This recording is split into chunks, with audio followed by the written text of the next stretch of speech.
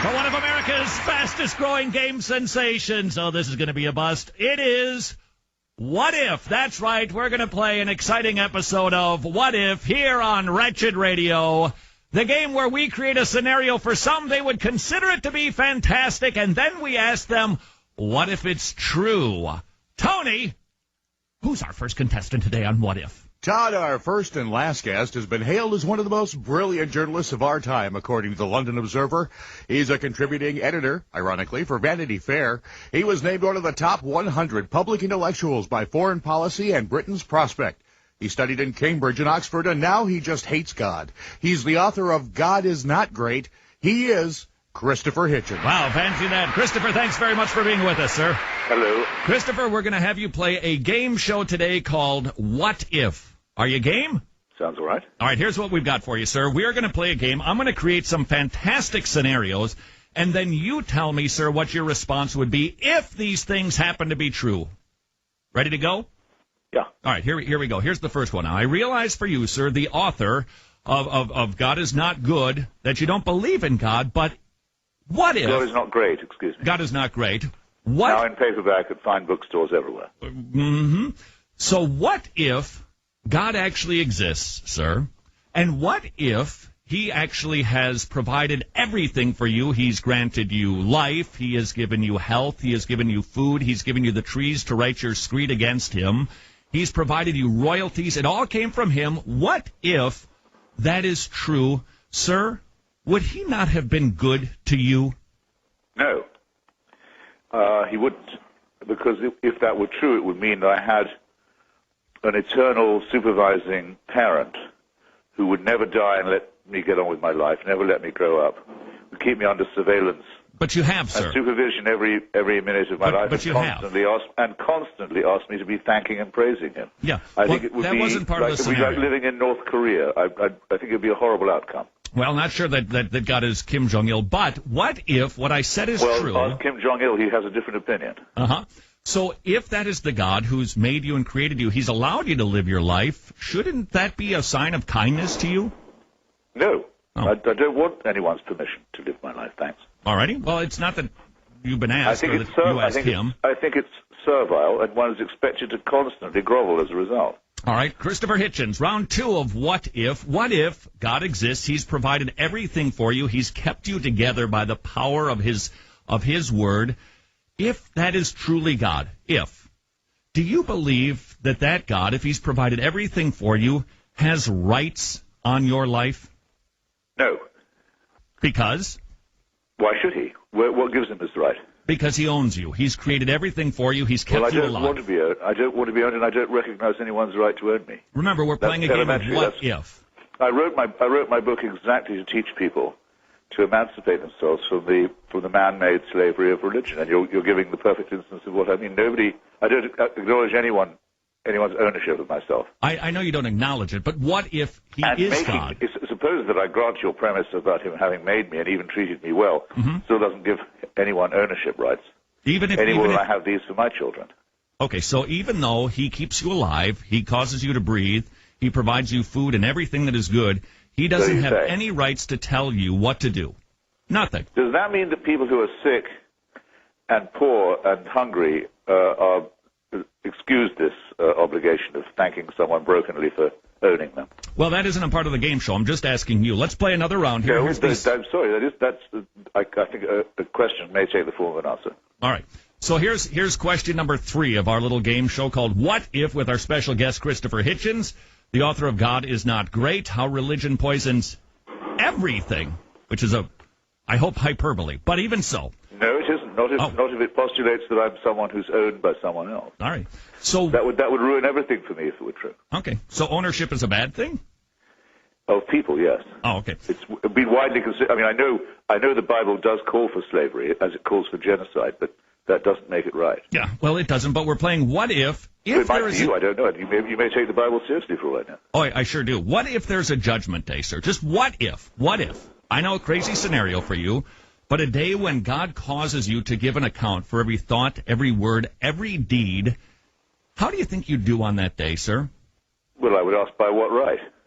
That's not the question. How would you do? If someone stops me and says, I've got a few questions for you. I say, excuse me, I'm in a hurry. Who are you to be posing these questions? Well, what if he's God and he made you and he has the right? What if? The question, how would you do? The most ancient question is still quo warranto, by what right? Mm-hmm. This right can't just be assumed. All right. If it's true, remember, we're just playing a little fantasy game here. Yes, I understand. I'm telling you what my reaction would be. All right. So how would if for instance, if he ran you through the 10 Commandments, his standard of goodness and perfection, how do you think you'd measure up, sir? Well, on the initial burst, which are all about his jealousy and his envy and his self-esteem and how one has to respect that, nix on those. I don't care for those. Don't obey them and never have tried to. Don't think anyone should. Don't think anyone needs to. Same for the Sabbath. Same for the Sabbath. You haven't done well with that. Same for the Sabbath. I don't give a damn about the Sabbath. Yeah. Murder, theft, and perjury. I know. Thanks a lot. I know without being told that those are not kosher. Mm-hmm.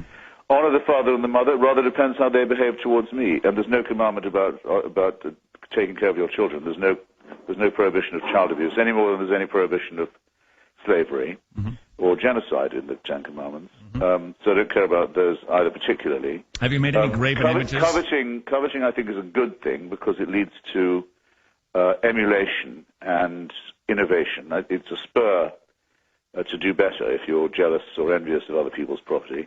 However, you've pretty much kept the Ten Commandments. I don't approve. Of course, it's wrong to take that property. It's not wrong to wish you had it yourself. And I don't, of course, approve of lumping in women with oxen and asses. All right. So specifically, sir, have you ever taken God's name in vain? I've never completely known. And this is only in the King James translation, which is the one I know best. Quite what that means. That you've used God's name in a low way. Instead of using a 4-letter filth word, you use the name of God to express disgust. No, not in that way. No, I don't believe I have. Really? GD, nothing like that has ever flown out of your mouth? Not as a filth expression. No, as a or not expression, instead of a filth expression. Dragging God's name through the mud, you've substituted his name with a swear word. Have you ever had God, did you ever put God first in your life, sir? Has he ever been number one for Christopher Hitchens? He's been nowhere for me, as he is in point of fact. So the first, second, and third commandments you broke, and the Sabbath you admitted to that. I'm sure you were naughty as a child, correct? I don't admit it.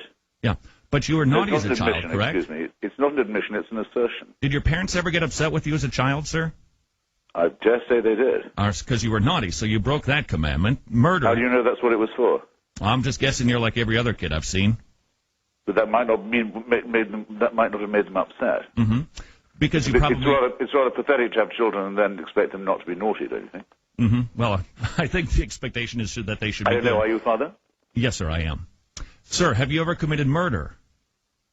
No. Have you ever been angry with somebody? Repeatedly and justifiably. No. Well, I should better say that I don't want to sound smug. Justifiably and unjustifiably, fairly and unfairly. Because the Bible says that's anger murder is of the very heart. important. Yeah. Anger is an emotion without which the human species couldn't do. We're on to deadly sins now, aren't we? Not commandments. Well, I would suggest that righteous anger is good, but if you've been unrighteously angry, then you are committed murder in your heart, because God examines our thoughts and our intentions and our desires. You should have just asked me if I've committed murder in my heart. I've certainly done that. Okay, so you've broken the commandment of thou shalt not murder. What about lusting, sir? Jesus warned that if you lust in your mind. So you've broken the commandment of adultery, correct, sir? Well, none of your business. All righty. So what we basically done is determine how you'd be doing on Judgment Day. It doesn't sound like you'd measure up at all to God's 10 Commandments. Who gives a Well, we're just playing a little game of what if. Yes, I'm playing it right along with you. All righty. So what would God do with you, I'm glad you sir? think it's a game, by the way. What would you do? I rather agree with you. What would God do with you if he found you guilty of breaking his laws? Would he send you to heaven or hell? What if? Well, not heaven, I hope. Mm-hmm. So what would a just God do with somebody like you? An eternity of praise and groveling and thanksgiving would be my idea of hell. Mm-hmm. So he'd send you to I have no idea. All right. If it's true, if he judged you by the standard of the 10 Commandments, you'd be going to hell. If you believe in the God of the Old Testament, not, because there's no hell mentioned in the Old Testament. Mm-hmm. It's only with the punishment of the dead is not specified. Mm-hmm. Right. There, as I just say, you know. Right. It's only with gentle Jesus, meek and mild, that the idea of eternal torture for minor transgressions is introduced. Mm-hmm. So, speaking I'm not of sure Jesus, you know quite what you're talking about. So, speaking of Jesus, speaking of Jesus, if, sir, remember we're playing what if it's true that God exists he came to this earth, Jesus Christ, the God-man, the Savior of souls, and he took the punishment that you deserve for breaking God's moral laws. He died on a cross for you. He rose from the dead and defeated death. Let's say that it's true, sir. He died knowing that you, Christopher Hitchens, would spend all of your calories and energy on fighting against him, but he died for you anyway. Would that not be the single greatest act of kindness in the history of your life, if not in the world? No, it would not. How come? Because if I'd had the power or had actually been present, I would have done everything possible to prevent a human sacrifice from being enacted, whether the person concerned wanted it or not. Yeah, but let's just say it happened. It's barbaric, and no one has the right or the duty to immolate themselves for me. I don't want it. I didn't ask for it, and I'm not bound by it. Yeah, that's not the question, though. If it happened, would it not be an act of kindness? No. It would be an act of extreme arrogance. It would be an act of extreme presumption, saying, what I'm doing now binds someone who hasn't yet been born. Takes away my free will, takes away my autonomy. It gives me no choice in the matter. I've told... I'm sorry, it's too bad. The sacrifice has already been made. You're committed. What is this but a very, very crude form of tyranny and intimidation? Well, it seems like you have the right to reject it. You've done a fine job to date. So if it's true, sir, can't you at least admit, yes, that would have been an act of kindness? I just don't believe that it happened. No. I've thought about it quite a lot. But I have quite a long discussion of this in my book. You're not trying anything on me that's original or all that daring or playful. I make that assumption and examine it in my book. I say here's what my reaction is to this offer. Please look it up, and please encourage your listeners to do likewise. But, sir, we're playing a little fantasy game. I understand perfectly. I'm not as slow on the uptake as you seem to suppose. How many times do I have to tell you? I make the assumption along with you, and I give you my response to it. I don't think it would be an act of kindness. All right. What if... I think it would be I think it's a tyrannical act. It's a tyrannical act that somebody sacrificed his life for you? But according to you, he didn't. All right. Because he was seen alive very shortly after these supposed events. Yeah. That'd be the resurrection from the dead. Did he die or what? Yeah, he did, and rose from the dead. It's called Easter. Been celebrated for a couple thousand years. To no effect. Mm-hmm. Okay. I'm sure that it hasn't affected anybody. He was supposed to come back in the lifetime of his listeners. Mm-hmm. That was a direct promise. It just depends on your understanding of eschatology. Sir, let me play another round of What If before we close our time together with Christopher Hitchens. What if the Bible is accurate? Sir, I want to share a quote with you from the Bible, all right, sir? For the wrath of God is revealed from heaven against all ungodliness and unrighteousness of men who by their unrighteousness suppress the truth. For what can be known about God is plain to them, because God has shown it to them. For his invisible attributes, his eternal power and divine nature have been clearly perceived ever since the creation of the world in the things that have been made, so that they/you are without excuse. Does that sound like you, sir? No, it sounds like St. Paul. Right, but does it sound like he's describing you in Romans 1? No. You're not suppressing the obvious truth that there's a creator because you, sir, prefer to live your own autonomous way. No, St. Paul is nearer the mark when he talks about the evidence of things not seen, and when he admits that most of this is supposition, and the things he's claiming to know cannot be known by anyone. Mm-hmm. So, sir, you're familiar with the Prince of Preachers, Charles Spurgeon, correct? No. You've never heard of Charles Spurgeon? I've heard the name. I can't sound familiar. The Prince of Preachers, he said regarding a fellow like you, somebody who fights and wars against God, typically, if you want to know the reason why, just follow him home. Sir, is it possible that the reason you rage so much against God is because you just want to live your own autonomous way, living any way that you want to, any lifestyle that you prefer without being accountable to your Creator? I think that's highly probable, yes. All right. Excellent.